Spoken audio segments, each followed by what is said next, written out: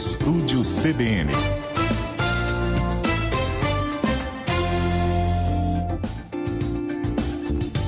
Quatro horas e 12 minutos. Titi Miller é nossa convidada hoje. Ela estreia amanhã a nova temporada de Anota Aí, um programa de viagens no canal Multishow. Essa temporada é a quarta, né, Titi? Quarta temporada. Foi toda gravada em Portugal. Sim. E como é que foi? Ai, foi uma delícia, menina. Foi minha temporada, com certeza a minha favorita. Foi a que eu mais gostei de fazer. E todo mundo que assistiu até agora, né, porque ela tá aí numa gestação longa, porque a gente gravou em novembro do ano passado, então vamos finalmente parir, já estou sentindo as primeiras contrações. Muita gente assistiu dentro do canal, eu não assisti nada ainda, estou super curiosa, mas quem assistiu falou que é a temporada mais legal. Foi uma delícia, a gente passou por mais de 15 cidades, ou por volta de 15 cidades ali, de Lisboa até a Ilha da Madeira. Desbravamos todas as delícias da terrinha, todas as curiosidades históricas, consegui emergir bastante assim, na cultura lusitana.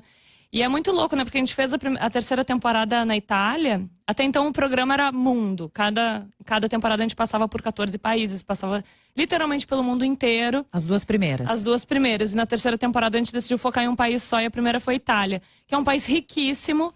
Teve esse desafio, né, de como manter a variedade do programa e deixar o programa super dinâmico como ele é, né, uma lista, um top 10 em um país só. E a gente conseguiu e tal, mas em Portugal é diferente. Quando a gente fala da história da Itália, a gente fala da nossa história também, porque, né, berço da civilização ocidental, muita coisa a gente estudou na escola, né, na Roma Antiga, Coliseu, enfim. Renascimento, mas a história de Portugal é a nossa história. Fuga da corte para o Brasil, Dom Pedro, Marquês de Pombal, Marquês de Santos, todas as figuras que a gente tem umas pinceladas aí durante a escola, e são muito importantes. Eu entendi muito do comportamento brasileiro depois desse mês e meio aí. Mês e meio não, 35 dias, na verdade, em terras lusitanas. Muito legal, muito legal. O formato mudou, como você disse, né, na terceira temporada em relação às temporadas anteriores. Mas quero falar, com o foco num país só, embora vocês passem por muitas cidades, como é que é o dia a dia do trabalho? Porque quem está aqui sentado e assistindo fala, puxa, que vida linda Titi Miller tem. E tá aí passeando e comendo um monte de coisa gostosa e descobrindo várias atrações culturais nas cidades por onde ela passa e tal. Como é que é ralar no dia a dia do programa, das gravações? No que diz respeito à entrega e à responsabilidade de pontualidade, e é uma entrega mesmo, porque cada episódio tem que ter 10 itens e cada item tem que ser feito em uma cidade diferente. Então a gente às vezes tem que, né, equilibrar prato chinês, ali tem que assoviar chupando cana para conseguir entregar tudo. Quais são os itens? São 13 episódios que vão, assim, totalmente shuffle, desde experiências gastronômicas, pratos típicos, doces típicos, experiências típicas lusitanas, tem coisas mais divertidas, coisas mais culturais. Mas os itens são livres, de acordo com a temporada ou de acordo com o episódio? De acordo com a temporada, eles passeiam sempre pelo mesmo tema. Sempre tem programas turísticos obrigatórios, que a gente faz, né, a gente põe um outro ponto de vista, às vezes naquele programa bem clichêzão mesmo.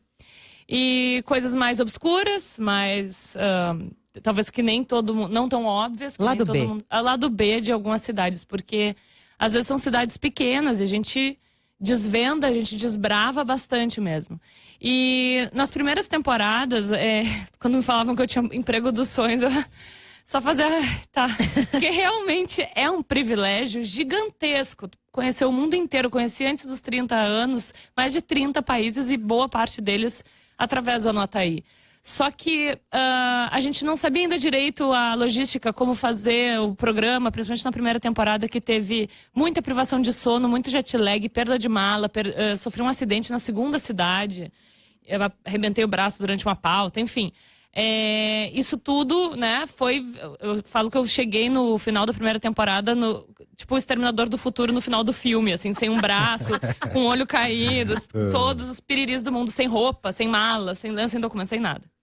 Na segunda temporada, a gente já entendeu várias coisas que a gente não precisa, por exemplo, ficar 6 horas gravando uma pauta. Porque ela tem 2 minutos no ar, 3 minutos. Então, ela foi bem mais tranquila, bem mais suave. Mas, assim mesmo, teve muito estímulo diferente, porque ainda era mundo. Então, muita gastronomia exótica. Eu tomei uma sopa de cobra na China que não me caiu muito bem. Peguei intoxicação alimentar. Enfim, Você já desconfiava disso? Então, antes de experimentar? Mas eu sou guerreira, eu comi olho de peixe, caranguejo gigante, escorpião, então, enfim, tudo que você pode imaginar já passou por esse estomaguinho. Por esse estomaguinho. Eu falo que a segunda temporada, o nome, na nossa equipe foi 50 tons de piriri. A intimidade, né? 2 meses, acho que durou mais de 2 meses a segunda temporada, foram 65 dias, eu acho, gravando. E quantos na equipe? Quantos viajam contigo? Na equipe mesmo, são 3 pessoas comigo, só que essa equipe ela é rotativa. São 6 pessoas que se revezam, eu fico até o final, do início ao fim. E de 2 em 2 semanas troca todo mundo e vem pessoas novas, com energias renovadas. Mas são todos eles são maravilhosos. E você se mantém ali. Muito. E você se mantém, tá sempre presente. Até o final. E a gente criou uma intimidade muito grande, né? 50 tons de piriri realmente aconteceu. Né? Pra chegar nesse ponto, eu imagino que sim. Você falou, conheceu mais de 30 países. Você realizou algum sonho no trabalho? Queria muito conhecer algum lugar e o trabalho proporcionou isso? Eu acho que eu realizei vários sonhos que eu nem sabia que eu tinha. Quando eu entrei no Multishow, eu fui contratada para fazer as transmissões, né, dos eventos, festivais. Entrei no Rock in Rio. E nunca passou pela minha cabeça ter um programa de viagem. Eu tinha acabado de gravar o Mochilão MTV em Santa Catarina. Foi o último programa produzido pela MTV Brasil, antiga ainda, quando era da Abril.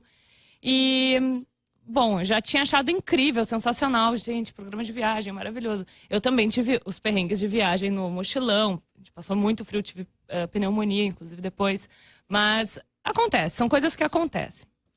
Quando me falaram desse programa enfim, que seria uma volta ao mundo em 40 dias, essa coisa megalomaníaca até, né? Mostrando as maiores delícias e as coisas mais bizarras, curiosas. Eu nunca imaginei que eu passaria por tanta coisa, assim. Às vezes, pautas que tu não dá muito são as pautas que tu mais transcende. No mesmo dia, sei lá, eu saí do Canadá com a sensação térmica de menos 17, fui para Dubai com sol a pino na cabeça, nadei com um tubarão, fiz polo num camelo.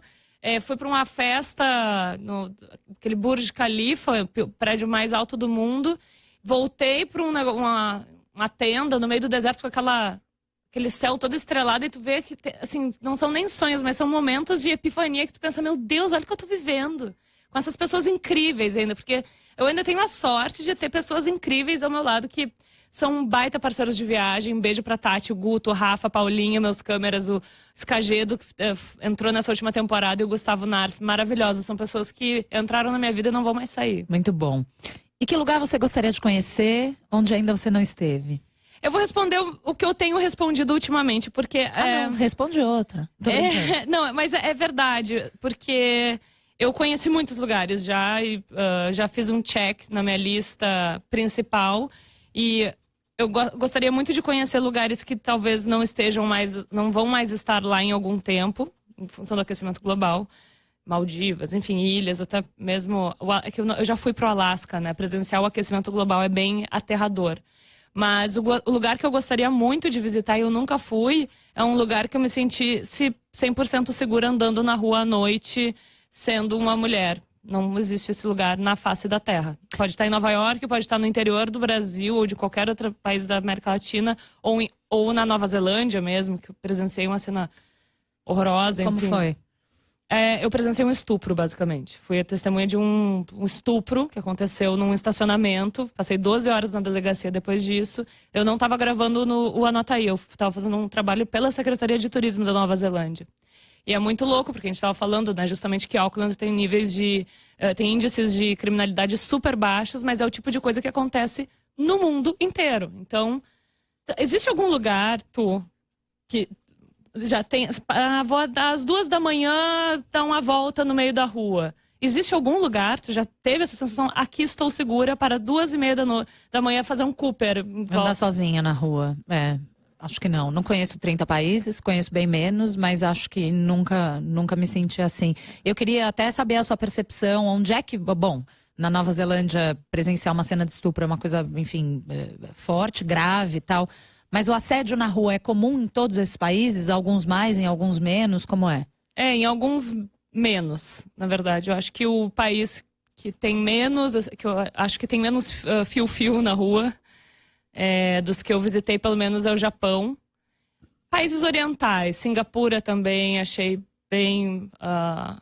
um pessoal muito educado, povo muito gentil, muito educado mesmo. Uma civilidade impressionante. Eu cheguei um pouco assustada, até porque eu sabia que tinha multa se jogasse chiclete na rua. Achei que fosse um país com sei lá... Desorganizado.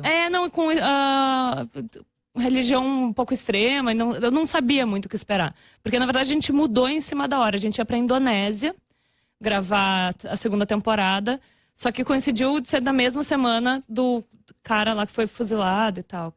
Enfim, foi preso com cocaína e foi fuzilado. E estava muito complicado o brasileiro na Indonésia gravando qualquer coisa. A gente não estava fazendo exatamente jornalismo ali, mas seria bem complicado. Então a gente decidiu para Singapura nos 45 do segundo tempo e eu não tinha a menor ideia do que esperar.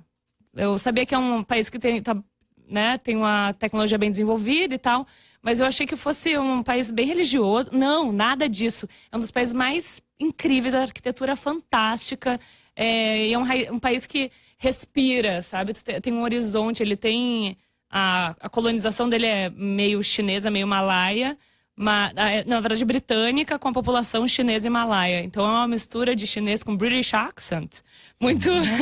É muito interessante mesmo. Eles são muito inteligentes, cara. É foda. Mesmo em Portugal, que você esteve recentemente, esse comportamento masculino não difere muito? Não, acho que não. Não? Igual, Portugal é... bem brasileiro? É ser humano, né? É ser humano, não é nem por ser brasileiro ou não. A América Latina tem alguns estudos, né, que falam que a América Latina tem esse approach bem agressivo nas ruas, os homens latinos. Mas isso acontece nos Estados Unidos, isso acontece na Austrália, na Europa.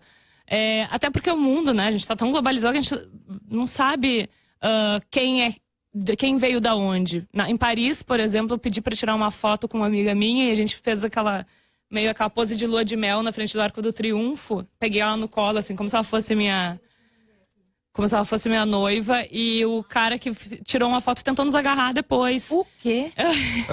Eu não sei se ele era parisiense, eu não sei se ele era francês, o que ele era, mas ele falou, quando a gente falou que a gente era brasileiro, ele sentiu que estávamos ainda mais disponíveis do que uma mulher se pressupõe estar numa viagem. Nossa. Assim, bem louco.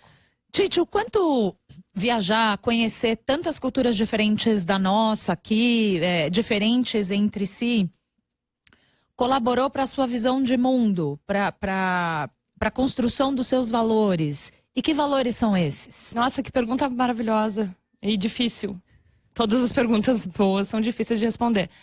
Bom, acho que o principal, eu comecei a ver o mundo, eu percebi que o mundo não é tão grande assim. Né? No momento que tu dá uma volta ao mundo, né? Tu gira o mundo em um dia e meio, ele é uma bolinha.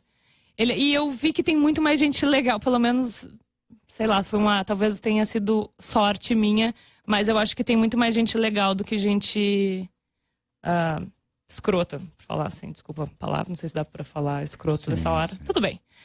Do que gente mal intencionada no mundo. E várias outras coisas, assim, fichas foram caindo, vários preconceitos, e é muito bom tu chegar com preconceito num lugar e quebrar eles um a um. Isso acontece principalmente em países da Ásia, né, que a gente não tem assim tanta referência, tanto acesso. Países do Oriente Médio. É muito bom se despir desses preconceitos. E o meu conceito de luxo e riqueza mudou totalmente também, porque a gente faz muitas pautas em hotéis, né? Eu acho que essa foi a primeira temporada que a gente não explorou hotéis, mostrando hotéis de lugares. E na verdade, a gente faz esse programa muitas vezes porque a gente tem permuta nos hotéis, a gente fica hospedados lá. E acaba mostrando o hotel. E muitas vezes o hotel é muito luxuoso. E não só os hotéis, mas os restaurantes que a gente mostra, às vezes tem muito luxo também. A gente vai pra Sopa de Cobra no meio do Mercadão, que custa, sei lá, $1, mas também come pratos caríssimos, estrelados e premiadíssimos. É tudo muito subjetivo. O hambúrguer de $5 mil que eu comi em Las Vegas... Tem um hambúrguer que custa $5 mil. Olha que coisa cafona. Tem um certificado lá. Eu fui a 35ª pessoa que comeu o hambúrguer. Tu recebe um certificado. Ele tava péssimo. O negócio pingava banha. Ele é com trufas, foie gras e não sei mais o que. X, assim. Ele é... E era ruim? Eu achei bem ruim.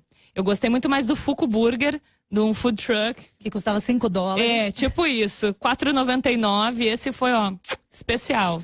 Os hotéis mesmo, o hotel Burj Al Arab, lá em Dubai, que é o hotel de 7 estrelas, é uma noite super solitária, porque tu fica naquela cama gigantesca com o celular conectado na tomada, e tu pensa, cara, eu acho que eu estaria mais acolhida se eu tivesse até num hotel capsulinha no Japão do que aqui, né?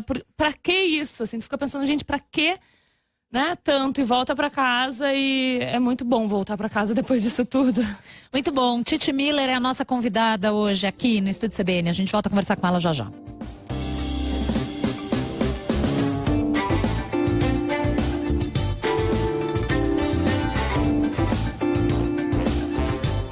Estúdio CBN.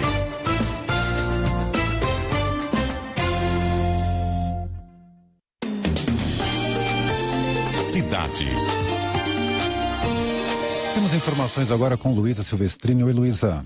Oi, Fernando. Oi, ouvintes. Mesmo após uma proposta da Prefeitura de flexibilização do congelamento das verbas para a cultura em São Paulo,